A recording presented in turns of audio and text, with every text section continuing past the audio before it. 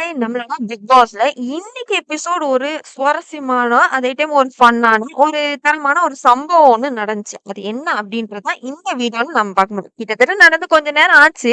But அந்த ஒரு ஹைலைட்டான ஒரு விஷயங்கள் தான் இந்த வீடியோல நான் உங்களுக்கு தரப்போறேன். சோ என்ன அப்படின்னு பாத்தீங்கன்னா, நம்மளோட அழுத சம்பவத்தை எல்லாரும் பெருசா பேசிட்டு இருக்கோம். அதாவது சச்சனாவோட எவிக்ஷன் அப்ப அவர் அழுதார் இல்லையா? அந்த ஒரு விஷயத்த நம்ம பெருசா பேசுறோம். ஆனா, அதுக்கெல்லாம் முன்னாடி ஒரு ஹைலைட்டான ஒரு சம்பவம் ஒண்ணு நடந்துச்சு. சோ, அந்த ஒரு விஷயங்கள் தான் எனக்கு ரொம்ப ஹைலைட்டா பேசணும் அப்படின்ற மாரி இருந்தது. அததான் நான் உங்க கூட ஷேர் பண்ணிக்க போறேன். என்ன அப்படின்னா, இந்த வீட்ல இருந்து கண்டிப்பா 24 மணி நேரத்துல ஒருத்தர் எவிக்ஷன் அப்படின்றத நம்மளோட சேதுபதி அவர்கள் சொல்லிட்டு போனதுக்கு அப்புறமா, அடுத்த நாள் தான் அந்த ரூம் பிரச்சனைலாம் முடிஞ்சு நம்மளோட கண்டஸ்டன்ட்ஸ் எல்லாம் ஸ்ட்ராங்கா முடிவெடுத்து அந்த ஒரு டிசிஷனுக்கு வராங்க. நெறைய விஷயங்கள் பேசப்பட்டது அப்படின்றது உங்களுக்கு தெரியும். சோ பேசுன முன்னாடி வந்து நின்னு அவங்கவங்களோட பாயிண்ட்ட சொல்லுங்க அப்படின்ற மாரி நம்மளோட பிக் பாஸ் சொல்றாரு. சோ அதெல்லாம் ஃபர்ஸ்ட்டா வந்தது யார் அப்படின்னு பாத்தீங்கன்னா, இந்த அவர்கள் யாரு சொல்லியிருந்தாங்க அப்படின்னு சொல்லி பாத்தீங்கன்னா, நம்மளோட அன்ஷிதாவ சொல்லியிருந்தாங்க. அன்ஷிதாவும் இவங்களுக்கும் எந்த அளவுக்கு ஒரு ஃப்ரெண்ட்ஷிப் இருக்குன்றது வெளிய எல்லாருக்குமே தெரியும். அவரு என்ன நெனச்சிட்டு இருக்காரு, நம்ம ஃப்ரெண்டுன்றதுனால நம்ம ஈஸியா ஒரு அட்டாக்க குடுத்து அனுப்பி விட்டுறலாம்ன்றது நெனச்சாரா? இல்ல ஃப்ரெண்டுனாலும் எவ்வளவு க்ளோஸ் ஃப்ரெண்டுனாலும் அவங்களே அடிக்கிறாங்களே அப்படின்னு மக்கள் இவர பாராட்டுவாருன்னு நெனச்சாங்களா? எனக்கு தெரியல மக்களே.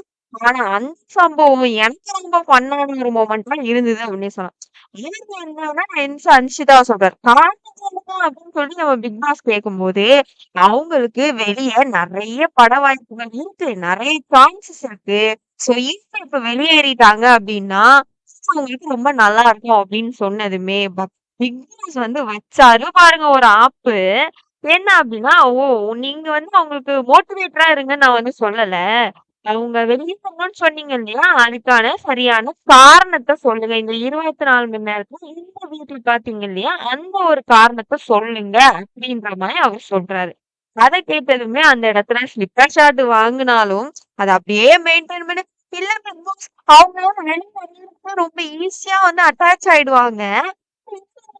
அவங்க அட்டாச் ஆகல. எல்லார்கிட்டயும் ரொம்ப அமைதியாவே இருக்கிறாங்க. இது அவங்க கிடையாது. அதனால நான் இவங்கள நாமினேட் பண்றேன்னு கீழ விழுந்தாலும் மீசையில மண்ணு ஒட்டாத மாதிரி அதுக்கு ஒரு ரியாக்ஷன் இருக்கு. அப்பப்பா!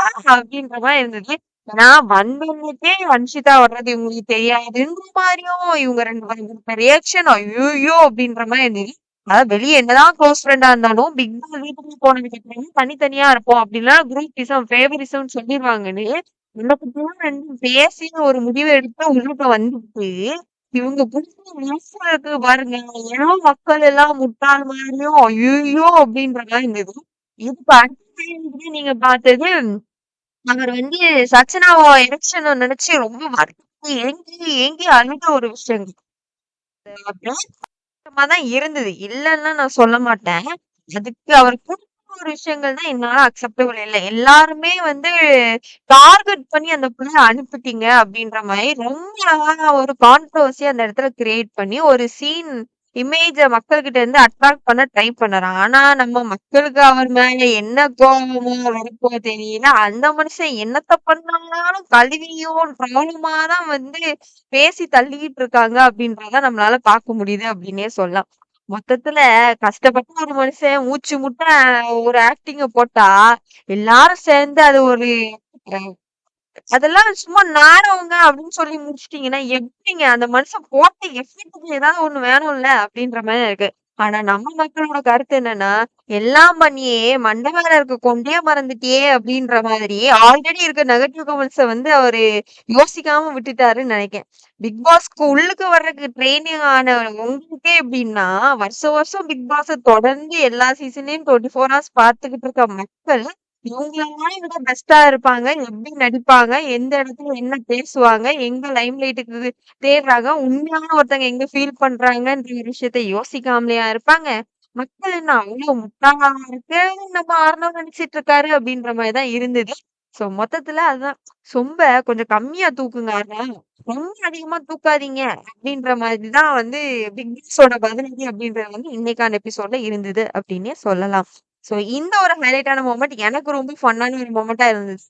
இந்த ஒரு சீக்வென்ஸ் பார்க்கும்போது உங்களுக்கு என்ன ஃபீல் ஆச்சு அப்படின்றத மறக்காம நமக்கு கமெண்ட் பாக்ஸ்ல தட்டி விட்டுருங்க மக்களே.